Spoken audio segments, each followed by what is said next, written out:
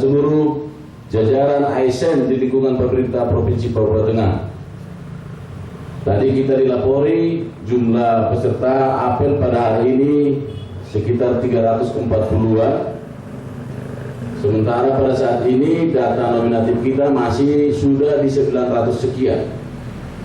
Jadi masih kalau lihat rata-ratanya hampir setiap hari Senin apel gabungan diikuti kurang lebih di angka 300 sampai 380 yang tertinggi yang pernah kita laksanakan. Ini nanti akan menjadi dasar pembayaran TPP.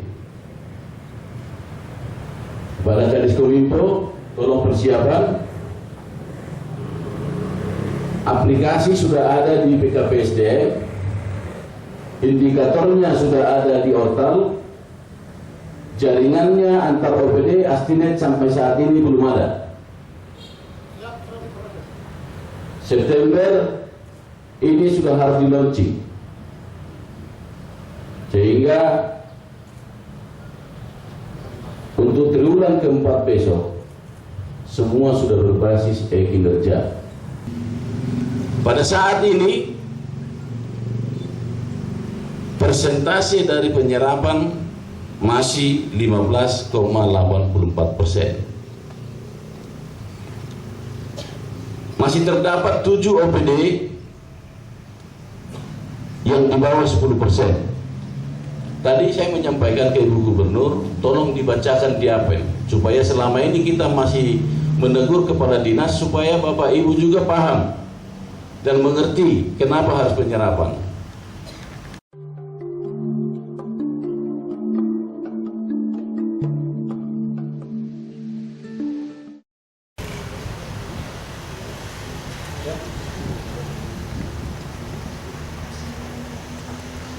Apel gabungan di lingkungan pemerintah Provinsi Papua Tengah Senin 7 Agustus 2023 dimulai.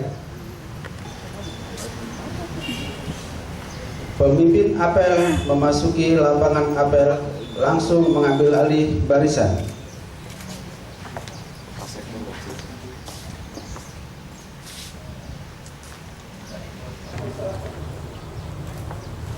Lapor apel gabungan di lingkungan pemerintah Provinsi Papua Tengah Senin 7 Agustus tahun 2023. Siap dilaksanakan. PLH Sekretaris Daerah Provinsi Papua Tengah Dan seluruh jajaran ASN di lingkungan pemerintah Provinsi Papua Tengah. Tadi kita dilapori jumlah peserta apel pada hari ini sekitar 340-an. Sementara pada saat ini data nominatif kita masih sudah di 900 sekian. Jadi masih kalau lihat rata-ratanya hampir setiap hari Senin apel gabungan diikuti kurang lebih di angka 300 sampai 380 yang tertinggi yang pernah kita laksanakan. Artinya apa? Masih banyak rekan-rekan kita yang masih tidak disiplin terkait waktu terutama. Sementara kita sudah persiapan minggu-minggu yang lalu BKPSDM sudah mensosialisasikan kinerja. Laporan pada 2 hari yang lalu, hari Jumat, hari apa yang pas libur fakultatif, Ortal sudah tahap penyelesaian dan finalisasi Anjak, ABK, Pajak, dan seterusnya. Ini nanti akan menjadi dasar pembayaran TPP. Kepada Kadiskominfo, tolong persiapan. Aplikasi sudah ada di BKPSDM, indikatornya sudah ada di Ortal, jaringannya antar OPD, Astinet sampai saat ini belum ada. September ini sudah harus di launching, sehingga Untuk triwulan keempat besok, semua sudah berbasis kinerja. Kita akan lihat diskresinya sejauh mana, apakah nanti itu akan berapa persen kehadiran, berapa persen kinerja, kita akan lihat, dan kedepannya kita akan naikkan lagi. Kalau umpamanya kehadiran 70%, berarti kalau hadir 100%, TPP yang dianggarkan itu bisa diperoleh sebesar 70%. 30%-nya adalah kinerja, laporan yang diinput di dalam aplikasi e-kinerja itu. Itu yang pertama. Ibu Gubernur menyampaikan salam untuk kita semua. Tadi kami baru diskusi. Seharusnya Ibu Gubernur hari ini kemungkinan akan tiba siang, tetapi masih ada kemungkinan langsung menuju Jakarta. Hal ini disebabkan hari Rabu ada rapat dengan daerah terkait laba bersih PT Freeport yang 6% khusus kabupaten. Sehingga beliau menyampaikan beberapa hal yang harus kami sampaikan pada pagi hari ini. Ibu Gubernur juga bersama Kadis Kesehatan dengan Kadis Sosial juga berjuang keras untuk bagaimana kita bisa menyalurkan bantuan sosial kita ke distrik Agandugume dan Lembawe, dan sampai dengan kemarin kita sudah mendorong sembako sampai dengan 4 flight menggunakan helikopter mission. Puji Tuhan, warga di sana sudah mulai tertangani, dan juga bantuan dari kementerian, dari Panglima, dari Kemensos sudah mulai bisa disalurkan dari Timika ke Kabupaten Puncak. Yang ketiga, kita saat ini menyongsong perayaan HUT Republik Indonesia yang ke-78. Dari draft yang masuk ke meja kami, yang dilaporkan ke pimpinan, ini akan dilaksanakan secara bersamaan bersama dengan Kabupaten Nabire. Artinya akan ada upacara yang digabung pelaksanaannya di Provinsi Papua Tengah antara Pemprov Papua Tengah dengan Nabire. Terdapat beberapa lomba yang dilaksanakan menjelang 17-an yang dilaksanakan oleh provinsi. Ada lomba paduan suara, lomba yosim pancar, dan lomba pancar pinang. Tolong dilaksanakan secara baik, jangan menimbulkan keseruan di masyarakat, dan dilaksanakan secara profesional. Ini perdana Provinsi Papua Tengah melaksanakan upacara. Tolong wibawanya dan profesionalismenya dijaga untuk kebaikan nama baik dari Provinsi Papua Tengah. Banyak acara nanti yang akan kita laksanakan. Di samping lomba-lomba, kami lihat jadwalnya mulai tanggal 14 sudah penuh, dan sampai dengan tanggal 17 nanti akan menjadi acara puncak. Artinya apa? Efektif kita bekerja sebelum menjelang 17, tinggal minggu ini.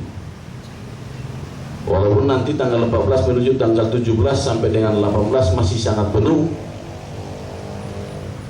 kita berharap semua pekerjaan bisa dioptimalisasi seminggu sebelum tanggal 14, artinya minggu ini.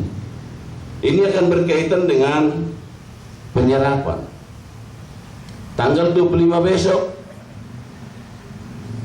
PJ Gubernur akan dilakukan evaluasi kembali oleh Kemendagri. Pada saat ini, persentase dari penyerapan masih 15,84%. masih terdapat 7 OPD yang di bawah 10%. Tadi saya menyampaikan ke Ibu Gubernur, tolong dibacakan di apel, supaya selama ini kita masih menegur kepala dinas, supaya Bapak Ibu juga paham dan mengerti kenapa harus penyerapan. Dinas Pekerjaan Umum dan Perumahan Rakyat, dan itu masih 0,89%. Yang kedua, Dinas Koperasi Usaha Kecil Menengah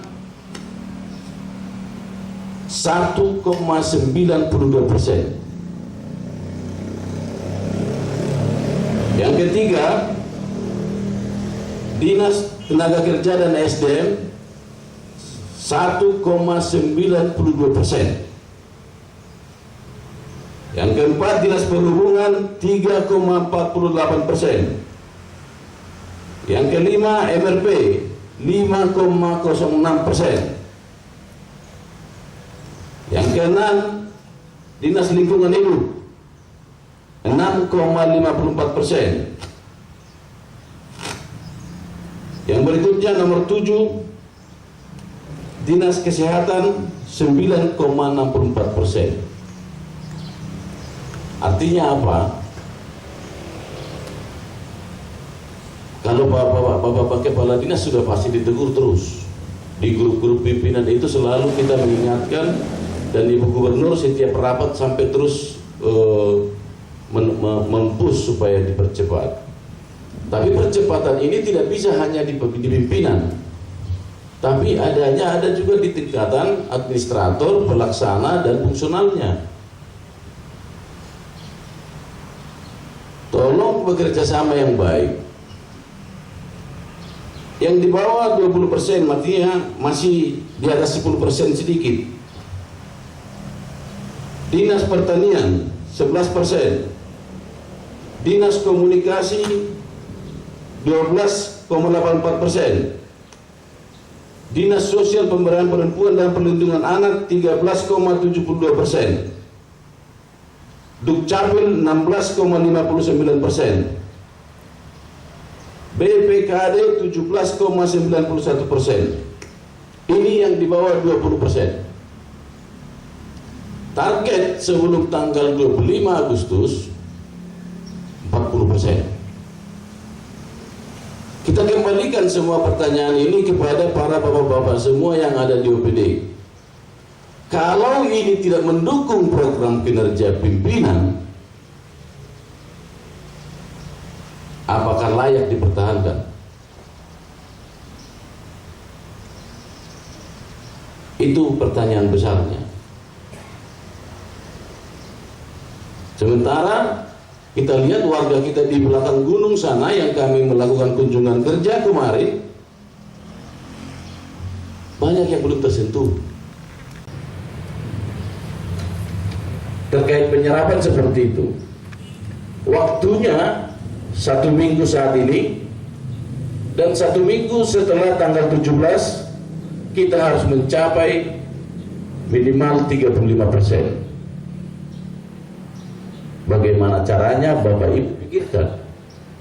Bagaimana caranya Bapak Ibu yang ada di OPD lakukan rencana-rencana yang baik.